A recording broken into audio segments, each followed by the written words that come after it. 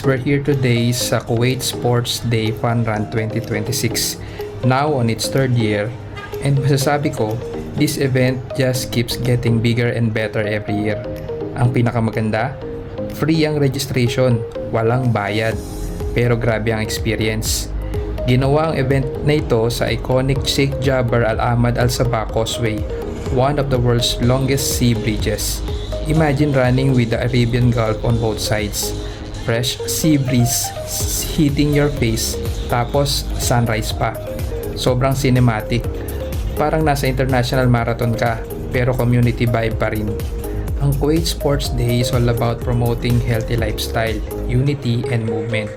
Makikita mo dito ang families, professional runners, beginners, kids, even fitness groups, lahat magkakasama. Walang pressure.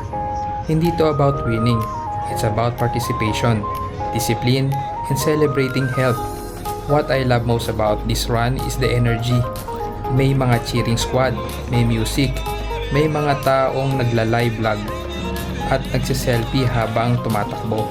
And everyone's smiling. Ramdam mo yung sense of community. Sa third year nito, mas organized, mas maraming participants, at mas solid ang support from volunteers and organizers. It shows na Kuwait is serious about promoting wellness at national level. Tumakbo tayo, hindi lang para sa finish line, kundi para sa mas healthy na future.